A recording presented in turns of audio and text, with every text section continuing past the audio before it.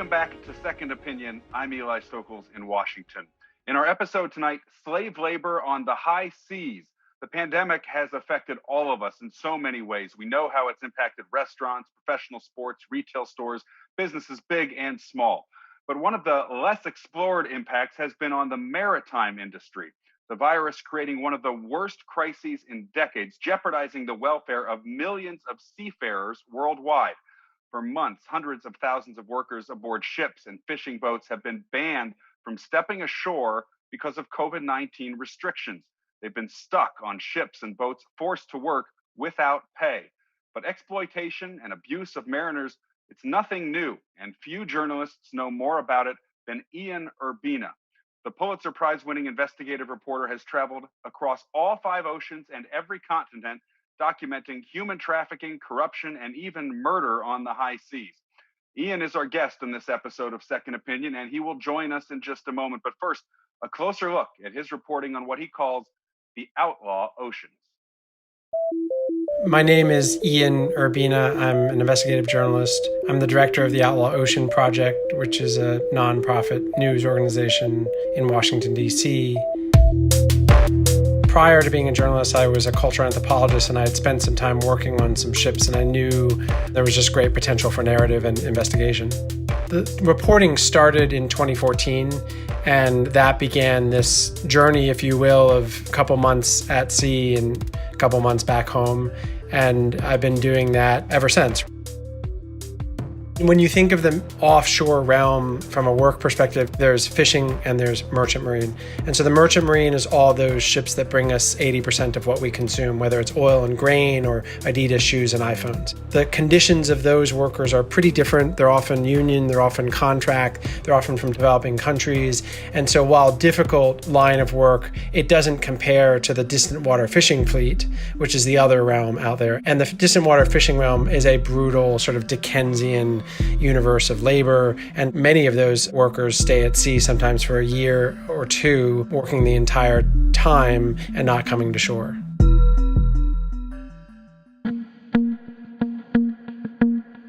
There are a bunch of things that have just been made worse by COVID. Ports imposed new security measures that limited the ability of crew to get off the ship and come on land. So that meant that seafarers were oftentimes working a 2-year contract and never coming to shore.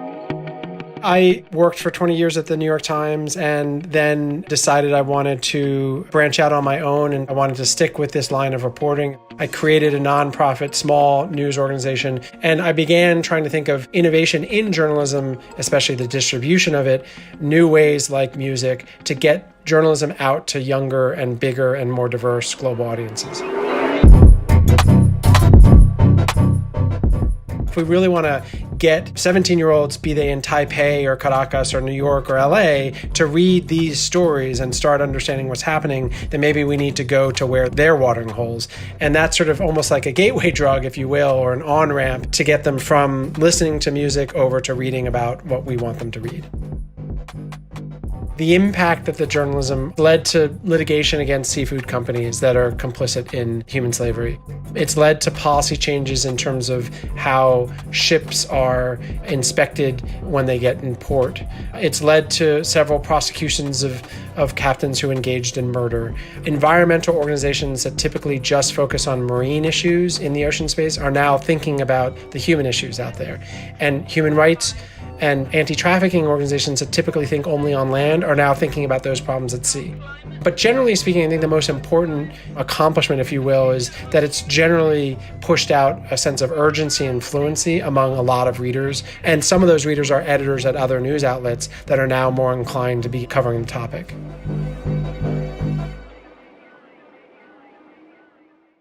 And Ian Urbina joins us now. Ian, thank you so much for sharing some of your work and taking the time to join us. Thanks for having me. So, throughout this pandemic, we've heard a lot about supply chain problems. We know what it's like to get our packages, maybe a little bit, it takes a little longer than normal. Your reporting is really helping shine a light on the people who are involved in these supply chains, this largely hidden workforce that spends months, sometimes years, on these boats and vessels under brutal conditions. Can you just start by telling us a little bit more about these laborers, who they are, and how some end up essentially enslaved on these ships. Yeah, I mean, the distant water fishing fleet is a sort of uh, workforce that accounts for about 50 million people. Often these are migrant workers, often on ships that are flagged in developing nations. Often they're undocumented. And so, apart from just the nature, the sprawling nature of the oceans being sort of out of sight, out of mind already, the demographic of those who are on these vessels makes them even more invisible. And then, because the conditions are bad, because wage theft and is common, the violence on these ships is very intense, quite often, so as to prevent mutiny. And so you hear, the UN did a investigation of distant water fishing fleet crews and found that 49% of them had witnessed murder. Journalism is so much about going there, and there are so few journalists who have gone the places that you have, spending years investigating human trafficking on the high seas. Given everything you've witnessed, are there some images or moments that stick with you, may stick with you forever? Yeah, I mean, I'd say there are two. One was in the efforts that we've had focused on sea slavery. The initial reporting took us to the South China Sea, so the body of water near Thailand, Laos, Myanmar, and we wanted to get on certain class of Thai ships that were notorious for using sea slaves, so trafficked, debt bonded, sometimes kidnapped, sometimes boys, not even full men. And it took a while. It took about 5 weeks to try to finagle our way out far enough from shore to get on these special types of ships. But the conditions were like nothing I'd ever witnessed. Roach and rat infested, 45 people on a 50-foot boat. They'd been offshore for a year and a half. All of them had been trafficked. All of them had debt bondage involved in their work situation. Two of them had reported beatings. One of them was missing his fingers. One of them had severe infection. So that was one case that really struck me as. And these guys were not planning on coming back to shore for quite some time. So it was unusually bleak. Your reporting has revealed that some ship crews are stuck on vessels while others are abandoned on land, sometimes dumped on remote islands. Is this a systemic problem, would you say, within the industry? And how has the pandemic exacerbated it? Yeah, I mean, so if you think of the fishing realm and the merchant marine as two separate realms, the most acute versions of violence and kidnapping and murder are often in the fishing, not the merchant. But the problem of abandonment of seafarer, the problem of abandonment of cargo, abandonment of ships is actually a problem that is quite acute also in the merchant marine. And the situation typically is where these workers are on a ship that is maybe at the end of its life. It's a pretty old ship.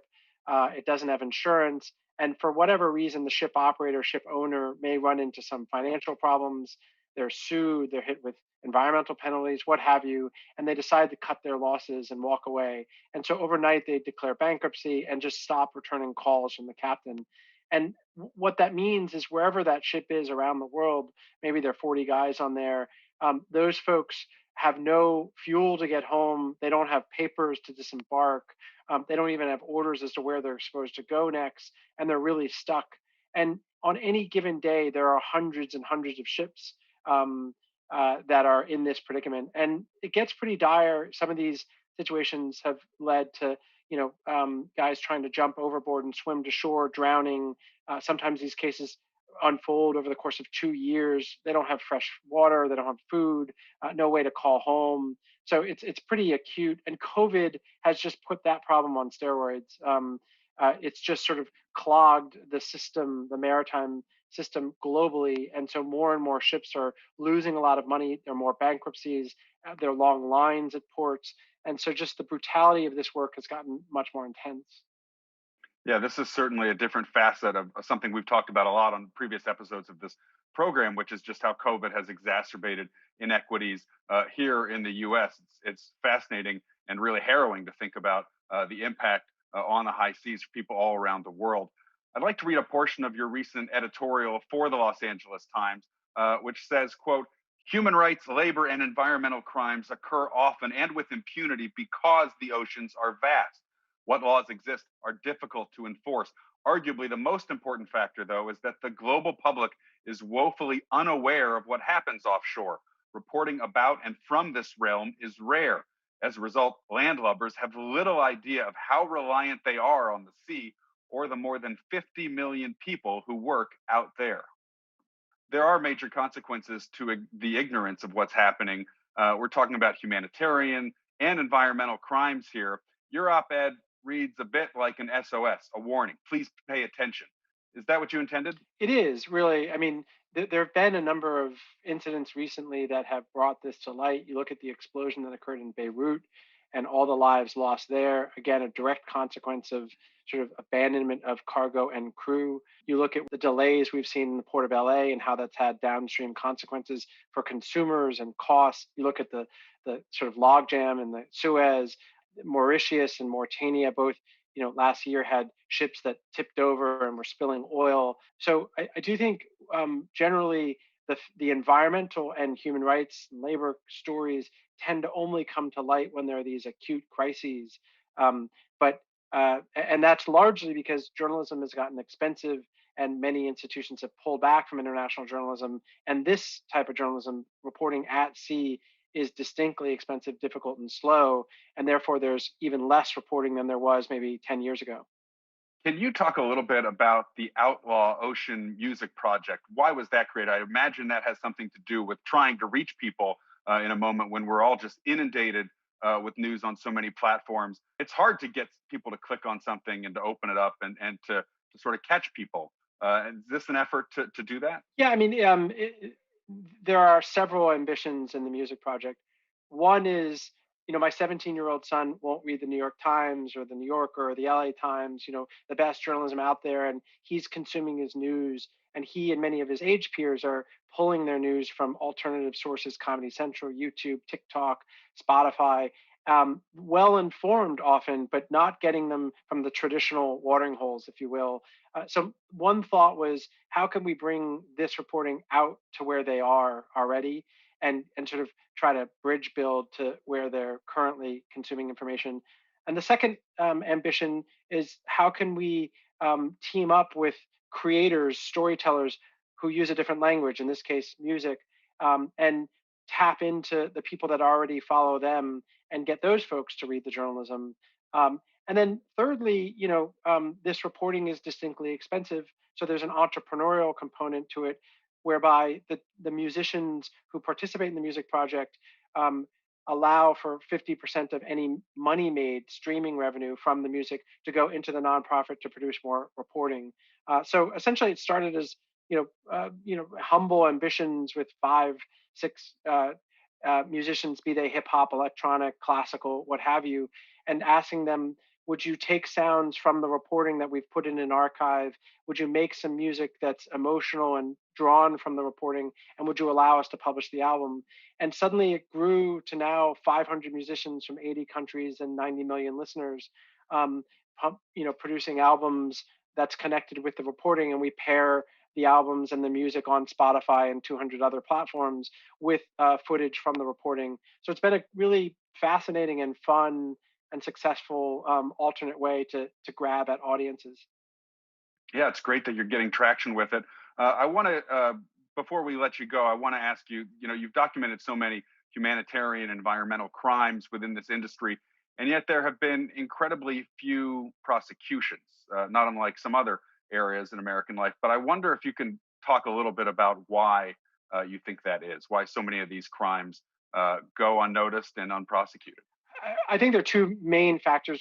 One is the geography of the space. It's so sprawling, 2/3 of the planet, and it's a geography that is huge and bifurcated. The high seas versus national waters. So the high seas or international waters belong to everyone and no one.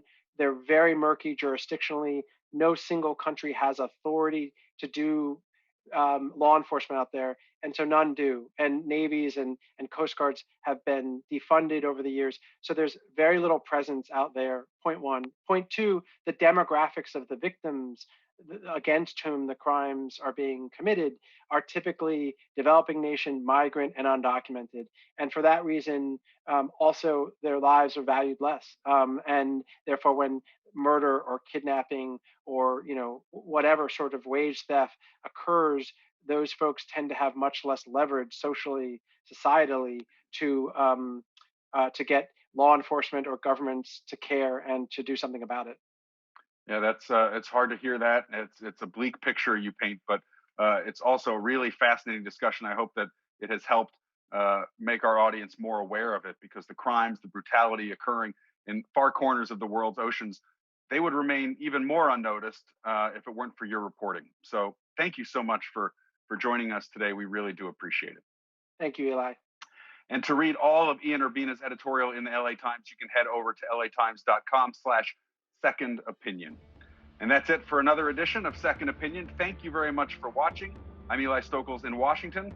Until next time, goodbye.